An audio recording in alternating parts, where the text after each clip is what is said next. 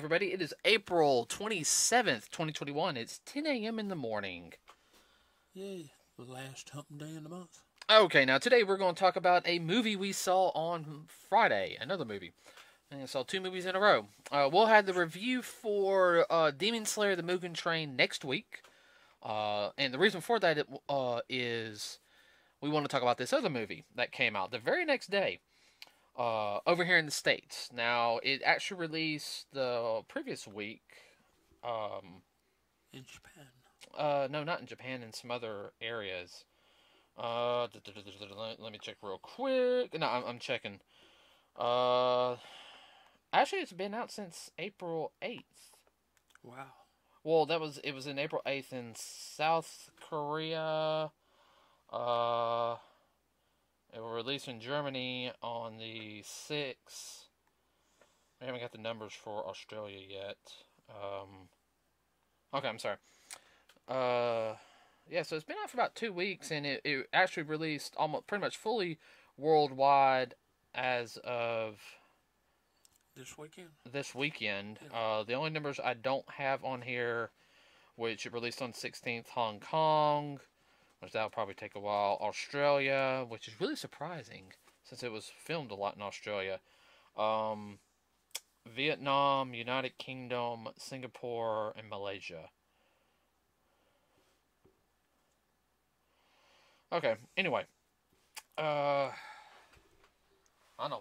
We'll find out it later. So, the movie we're talking about is a remake or a reboot, not necessarily a remake. This is more be a reboot of the video game Mortal Kombat. Now, go ahead and sit there and explain this out. Go ahead and get this out for any of our younger audience members. This is a rated R movie. Now, I usually you're gonna have to have a parent with you. It's not.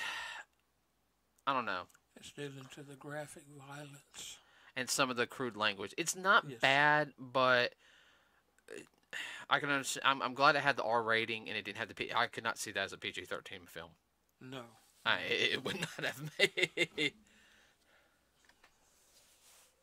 It's not that they would not understand. It's just the fact that they would have done the creativity of the actions that were taken. Yeah. Oh yeah, especially that one scene. Still hurts me. Which one are you talking about? I know. Oh, you talking about that one? No. Oh, what we saw in the trailer. Oh yeah. Oh. Yeah, you heard everybody cringed on that one. Yeah. I was talking about this. That scene. Yeah, that one too. That was. Sorry. Okay, so Poor guy. Yeah, poor guy. I can't spoil anything. Okay. Yeah. So it was directed by Simon McQuaid. Produced by James Wan, Todd Garland, Simon McQuaid, and E. Burdeth Walsh. I'm going ahead and sit there and say, Simon, you just made a couple of small mistakes. I'm sorry. I said my personal score for this would be 95 out of 100. No, that's understandable. I had a couple of small things, and that dealt with the editing process, which I will talk about that here later. Overall, I really, really enjoyed this movie. I don't know about you. Well, it was a lot better than what I thought it was going to be. I thought it was going to be pretty much like the original. The original done in 95 is good for the time. Oh, yeah. I mean, bad movie. no. Good popcorn movie. Good popcorn movie, okay? I will...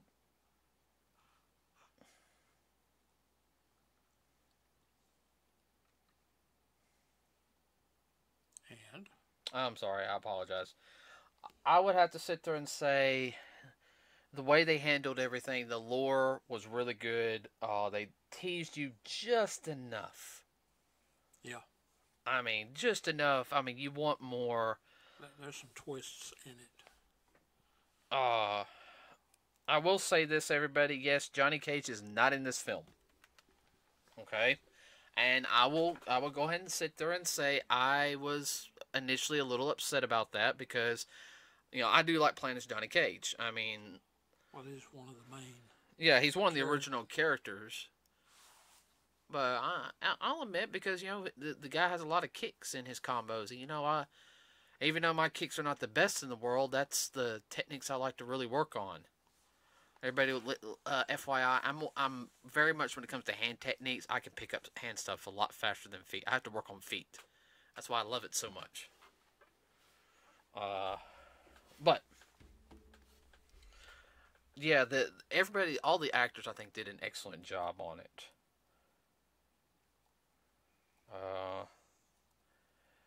I mean, you had and I'm gonna go down the list right now. Sonya Blade was portrayed by Jessica McNamee. She did a good job. She is a very believable character. Oh yeah. As to who and what she was supposed to be. Yeah, I mean, she was. She's. I'm trying to think. What she did before? No, I'm just looking. Oh no, she's done a couple of things. Like her first thing was Home and Away. No, I'm talking about her character in the movie. Oh no, she did Sonya, I think, perfectly. Yeah. Sonya had the right attitude in it. She, very, very. Nothing against the original actress who did Sonya Blade. But she was more believable. She was more believable. She had more of that military bearing. Well, she'd been around some military. Yeah, well, the last way they portrayed Sonya Blade, even though she's supposed to be special forces, she felt more like an FBI agent in the last one. Yeah. And that's not more like civilian than military type. Yeah, and nothing against the actress who played played her. I mean, that's the way she was supposed to portray her. No. She did a good job at it. Oh no, I know. I'm going to say this guy's name wrong, and we have a bet on where he's from. Nope, he is a Japanese actor. Raiden was portrayed by Sato Tabanabu. The best you can. Tadanobu. I am sorry, Mr. Sato, if for some reason you hear this podcast or anything. I apologize. I'm gonna have to ask the girlfriend how to pronounce that last name tonight. Cause she would know. He did a good job. He was more of a, unlike the last two Raidens who were a little more comical in a sense, smartass. He was very much serious. Because he knew that, if y'all lose, everything is toast. Mm-hmm. He was more or less the leader of the Earth Realm group. Oh yeah. Get them all together and whatnot. You had McCade Brooks as Jax. He did a good job. He had. There's no doubt. No, I mean, he was perfect for Jax. I truly enjoyed him. You had Lindy Lin as Liu Kang. Now he didn't have a lot of screen time as a lot of people thought he would. I mean, he had and he didn't, but that's a build-up. If anybody couldn't figure out, this movie had a lot of setups. There's going to be another movie. Oh yeah. Duh. You had Max Huang as Kung Lao. He did good. Yes. The guy, I love the guy who the guy is. Cece Stringer as Melina. I was a little worried about how they would do her a little bit, but and and everybody, let me go ahead and express this again. I expressed it last time. I'm hoping they do her character Melina right. And yes, I know Melina's a clone and everything. and this is a personal worry, okay? Because Cece Stringer did a good job as Melina. Very much so. She did. I mean, I loved her as Melina. I'm worried they're going to make the Tarkatans black. And the way a lot of people are nowadays, they're going to think, that's a racial thing. Okay? Because the Tarkatans are more of a savage race. Okay? They really are. And everybody, and I'm talking about actually from the video game, especially if you played Mortal Kombat 11, which I've heard about, or even, I've watched some of the opening dialogue between fights and everything. The Tarkatans are brutal. I mean, they're not, nice people. No. They rank up there with the Aztecs. Yeah. But no, Cece Stringer, she did an excellent job. You had Daniel Nielsen as Cabal. Now, he did all the stunt work as Cabal. He was the physical actor. Then you had Damian Herman as the voice of Cabal. You had Nathan Jones as Reiko, big guy, guys who's introduced in Mortal Kombat 4. You had Angus Sampson as the voice of Goro, because he was all CGI'd in this one. Mel Garrison as Natara. She was first introduced in Mortal Kombat Deadly Alliance for the PlayStation 2. Shang Tsung was Chin Han. Tell people who that is. Shang Tsung is the main villain of the first video game. Everybody's a powerful sorcerer, leader of one of the leaders of Outworld, like the general of Outworld. Taking on Earth Realm. Yeah. I mean, he did a good job. He was the chief bad guy. Yeah. I mean, we didn't get to see him fight in this. Well, all right, everybody, slight spoilers, okay? He did stuff, but he didn't. It was very much of a lead up to the next one. I'll have to sit there. I mean, they added some characters in there. You had Louis Tan as Cole Young, and of course you had his daughter Matilda, who was Emily, Matilda Kimberly. I think. Hold on. Yeah. Then his wife. Then his wife, who was Allison, who was played by Laura Brent. I mean, she did a good. I mean, they did a good job. I know they were there for Cole's support, and that's everybody. Slight spoilers because we're going to talk about the whole thing now. I didn't name two characters. Well, hold on. There's 3 other characters left, and then we'll get on to the rest of the review. You had Josh Lawson as Kano. That guy had way too much fun. Yeah. He pretty much the essential butthead, and you can tell he was having way too much fun. Well, they say playing the bad guy is always more fun. Playing the black cat, quote unquote. You had Joe Tassim as he's from Indonesia. He was on the Indonesian judo national team from 97 to 2009. Probably an Olympian. Yeah, he's Chinese and Palmabangese descent. He's 2 years older than me. Polynesian. Palm Bangese. He's from it's in Indonesia. Okay. Palmabang, yeah, but he played Bihan, which is the oldest of the Sub-Zeros, aka Sub-Zero, and then you had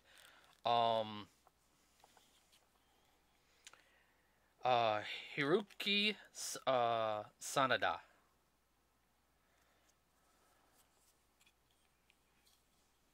Born Hiroki Shimasawa. Oh, okay. All right. And he betrayed everyone's favorite ninja, Hanzo Hasashi, aka Scorpion. And I mean, his career spans Oh my gosh. I'm looking at his career. Holy moly. His career spanned 60 years. Almost Wow. 60 years. Wow. His first thing was in 1966 when he was 6. He's been acting ever since. Hmm. Man. No wonder he's done theater too. Oh, Kabuki. No. I don't know. I know he's done stuntman stuff, but man,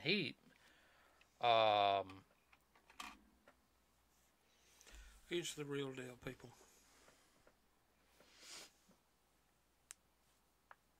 I mean, and I'll go ahead and sit there and say this, everybody. The opening scene is one of the best openings I have seen in a movie, especially a rated R movie. I mean, to me, that felt like You felt like you were there, what, 600 years ago? yeah, it was supposed to be done in the 1600s. Yeah. You know, talking about right there, what happened to, and you guys know, Sub-Zero killed Scorpion's family. Okay, everybody. I mean, if you don't know that, you've been a fan of Mortal Kombat as long as, even the That's past, on you. Yeah. I mean, you know that happened, but Yeah, he got an axe to grind or a samurai sword, whichever the case may be. yeah, but all the small attention to detail right there. I mean, you could tell he was the head of the clan. Mm-hmm. I loved how they betrayed him. Very traditional Japanese. Very much a family man. Family man. Oh yeah, very much cared for his family. But the small little detail type of stuff where he basically whispered in his wife's ears that, I appreciate having you in my life and everything, just to her. And everyone doesn't know Japanese culture. That was very Japanese culture, because they don't show emotion like that to their wives out in public, and it's not a whole thing. It's dishonoring. No, it's the whole thing is that's more private and everything. They're very much, they like to keep that type of personal stuff more private. There's not a lot of PDA. Yeah. And most people out there, you should know what PDA is. They're very. Oh yeah. Their private life is private. They don't put their private life in the street. No, and that's fine. I like how they did that. That's fine. I really enjoy that opening fight was. Oh. Brutal. Oh yeah, no, everybody. It was brutal. It was good. That's one reason why it was rated R. Yeah. I did find out that they just didn't want it to be martial arts. They really wanted to stick like with Bihan Sub-Zero, sticking to more of a Chinese way of fighting, doing more like kung fu, wushu, more of the Chinese styles, and where Hanzo would do more of the Japanese styles. And I loved how they stuck with that. I'm sorry. Also, with him grabbing the little rope, the kunai, and doing that stuff with it, I actually want to learn how to do a kunai like that.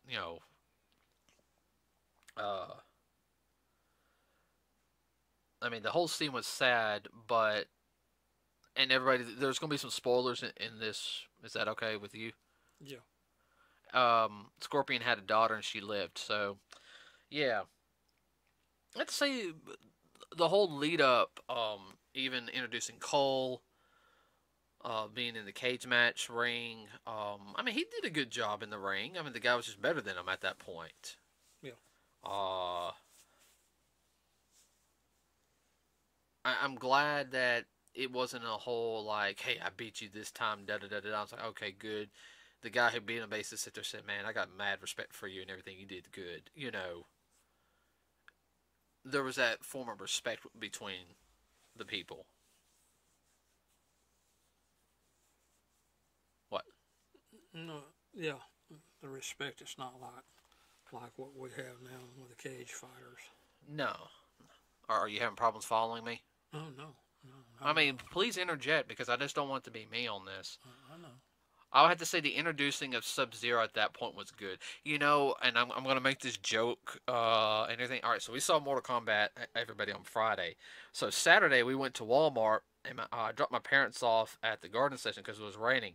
I go park the car. I stop the car, stop the engine, about to get out. It starts hailing. Yeah, we're not talking about little BB size. We're talking about 3/8 of an inch. Well, while I was in there, I started thinking of that scene for a second. Yeah, with the hail coming down. I had that look like... No.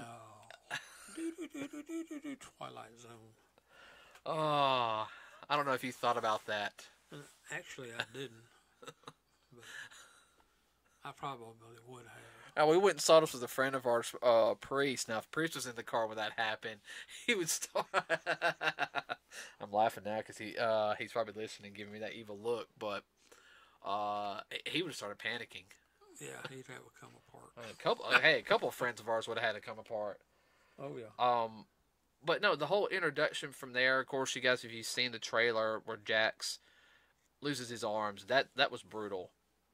But even without his arms, I mean, he did a decent fight against what he could against Sub-Zero. Yeah. But Sub-Zero being Sub-Zero and one of the bad guys, and then he couldn't fight fair. He'd had to pull out his freezing abilities. Well, it gets guns too, I love to know how they did that special effects scene where he freezes the bullets, and all that. Yeah. Because that was cool. Yeah. I'd like to know how they did that. That was neat. Yeah, no, I really liked that. Point blank range with a shotgun and the bullets coming out, they get frozen in the air. Kind of like, holy crap. What happened to my gun as it explodes? I mean, the whole thing of them meeting up with Cole, getting Cole, bringing him because he had the dragon marking and all this other stuff. And he just thought it was just a birthmark. But, oh, no. Jackson, Sonny let him know, said, no, there's a little more to it than that, bud. Well, I mean, we'll catch you up to speed here. Well, Jax falls down, everybody, and then Cole drops his family off and goes find Sonya. Find out she don't have a marking, but find out if you kill somebody with the marking, you get the marking. Yeah. And that's when we're introduced to Kano. And I already knew Kano was going to betray them. I mean, it's Kano, He's looking out for number one. Well, he's a butthead. Oh, I know. But that whole scene where they introduced one of reptile species, I mean, that was actually a good fight. Yeah, that was kind of almost freaky in a way. Like, holy crap, here's a reptile, alligator, or crocodile, whatever. Chameleon, yeah. Acid drool. Yeah. But kind of reminiscent of a kimono, which they have poison saliva. Oh, I know.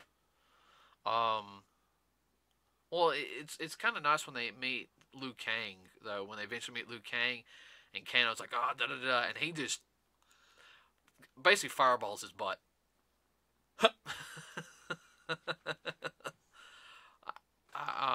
I really did enjoy that. He said, oh, do I get that? Yeah, well, we know what he gets. He gets that laser eye. I'll have to sit there and say that the build-up, I'd love to do a full, detail. It's really just kind of hit the highlights on the individuals. They didn't go into a lot of detail. I wish they did a little bit on some of the detail of the characters. I really did. They mentioned Liu Kang, what happened to him, how he got the dragon marking. And I actually want to know a little bit. They changed Liu Kang's story up just a little bit. They kept Kung Lao as he's the descendant of the great warrior Kung Lao,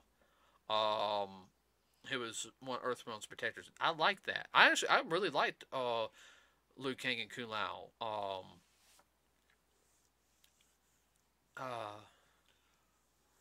The way they were portrayed. Yeah, no, I like the way they're portrayed. Yeah, Kung Lao was cocky, but Kung Lao, believe it or not, especially in the movie, what you saw of him, the guy was good. Oh, And the guy who did Liu Kang was good too. Liu Kang was more, I wouldn't say, I'm sorry about that, everybody. I wouldn't say humble, but reserved. he also didn't feel worthy enough. Yeah. And he was also reserved. Yeah, well, I mean, he wasn't flashy. Especially the next movie, I'll see they'll do more with him. I liked how Cole got his abilities. I thought that was good. Motivation to protect your family, which comes out with. Well, remember, Raiden sent him back home and said, well, you're not here, go back home. Yeah. But there was method in his madness. Yeah, he knew he needed motivation. I'm not going to say who he fights, everybody, okay? We'll wait a couple of weeks and we'll do a full breakdown of the whole entire film on it. Well, interesting thing is all of the Earthrealm were all Earthlings. Yeah, everybody in Earthrealm was from Earth, and they were fighting off against Outworld. That was the whole thing. Yeah. I will say, well, except for Kano, then because Kano and Cabal. Cabal was Earthrealm. Yeah. He's Black Dragon. That's literally what was called, the Black Dragon. They're a little gang of people. Just but a bunch of thugs. Yeah, no, literally that's really what they were. Not to mention the fact that I lost my train of thought.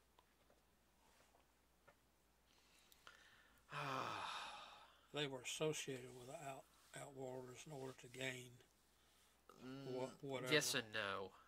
He didn't. Kano didn't know about Outworld. No. But they were a part of a weapons smuggling ring. Right. They didn't know about Outworld or the tournament. Only Cabal did, because Cabal had his special abilities. Yes. But they got let into the group. Oh yeah. I mean, I was hoping to see more stuff of Outworld, but I understand why they didn't do it. I mean, there's a lot of Easter eggs. I mean, you saw Katana's fan in there. They mentioned, what was it? They mentioned Bo Raicho, who was Liu Kang's teacher. They also mentioned, or they showed a picture of Kodo Khan from Mortal Kombat X. I mean, so I'm really looking forward to the next film. I mean, everybody, it's definitely totally worth it to go see.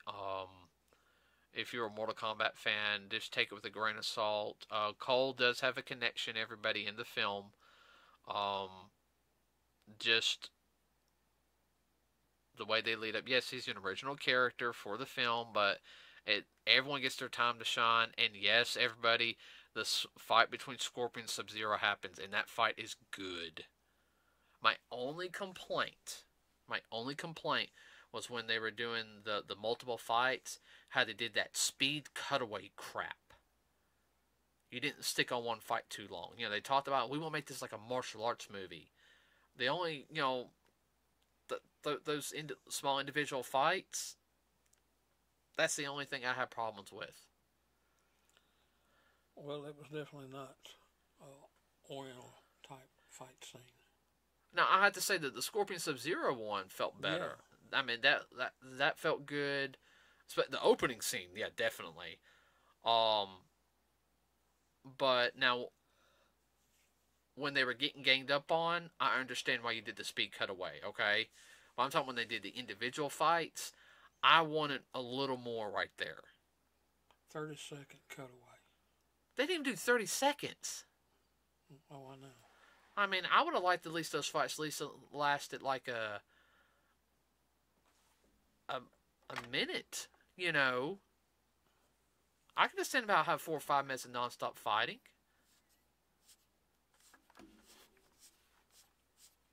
That's why I was saying it wasn't like a Chinese or Japanese film. No, it wasn't. That is my only complaint. Yeah. If it's not overdone, it's underdone, and that was underdone. That part was underdone. That's the only reason why I give it a 95 out of 100. Do you want to tell what the audience gave it so far? Okay, so also looking at Rotten Tomatoes real quick. Uh, Rotten Tomatoes gives it. Now there was only 179 reviews on Rotten Tomatoes, and this is their Rotten Tomato thing. Okay. So these are the people that are paid to be jerks, and I didn't like it because the acting, they can't act outside of a wet paper bag. How many people I know who are like that? I'm not gonna get into that. They don't give it 55%. So pretty much only half of them like. Over 100 verified rating reviews from the audience gave it an 87%. So the audience loved it. The people on the review board hated it. That tells you right there, it's got to be a good movie. Yeah. What do the critics know? I've always said that. Very rarely do the critics, get it right. Get it right. No. Not in the modern day and age, they don't. When I was a child, that was a different thing. But today, nope. Oh, geez. What was when we saw Endgame? How many critics were like, it's not that good of a movie. It's a piece of crap. It's not art and everything. Yeah, it's the highest grossing film of all time. Yeah, for real. Take that, James Cameron. Well, the film, I will say this, only cost... Everybody, and this is from me doing my research, okay? Because I'm really starting to look out about stuff. Hold on, I gotta look. It was done on a shoestring by today's standards. Yeah, it only cost $55 million to make. That's a shoestring by today's standards. At $55 million, that was not bad for $55 million. 110, it's just under 2 hours. It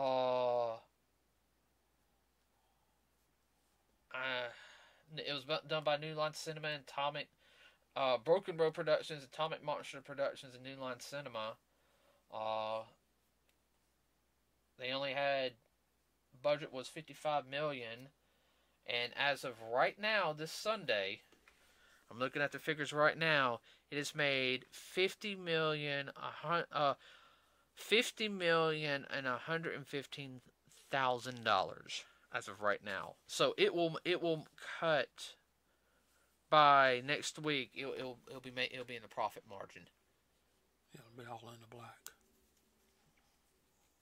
So I see a sequel. Oh yeah. There's just there's too much right there at the end. You say, they must be setting up for a sequel. Duh. Everybody's set for a sequel, and Johnny Cage will be in the sequel. Yeah. I mean, if he's not in the sequel, I would be highly disappointed. Oh yeah. Well, what did you show that scene for? And I don't think they're going to be able to get away with that. No. There'd be too many fans be upset. So, yeah. I wouldn't mind some of the original cast making an appearance like in the second film. What about you? Yeah, that could be done. I mean, I'm even talking about, not even like bringing Robin Shou as Luke. You know what? And I would love for Robin Shou to come back. I know they make fun of Bo Reitzer being fat and everything, but I wouldn't mind if Bo Reitzer was skinny or something in this incarnation. And it'd be kind of funny if it was Bo Reitzer. I mean, if Robin Shou was Bo Reitzer. Robin Shou was Liu Kang in the original film series. Yeah. I think that'd be really cool.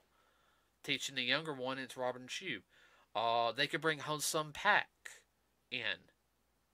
Now, guys, the person I'm talking about, Ho-Sung Pak, he's one of the original actors who did the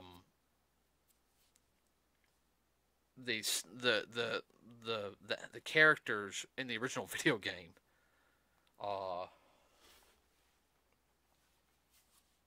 Because it was, you know what I'm talking about, right, Dad? Yeah, I do. So.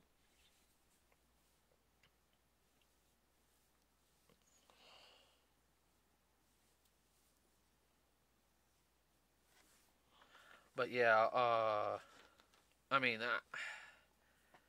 they did marketing for it. Like, we knew it was teased.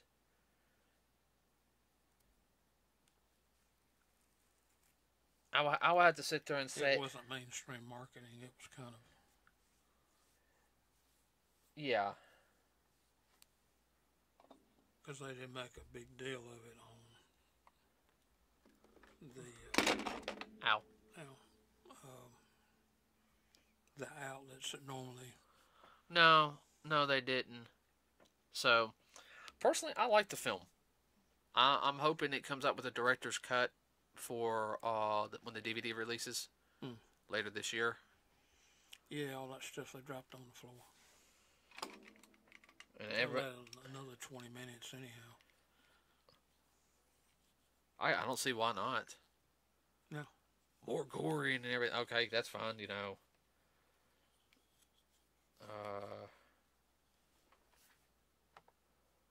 I think it's gonna. They're starting to say the reviews were positive with an average 5.5 out of 10. They said this is largely. That's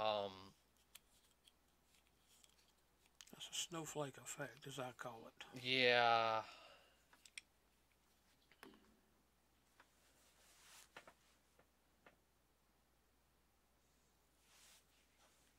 They're trying to say the digital effects hurt the fighting.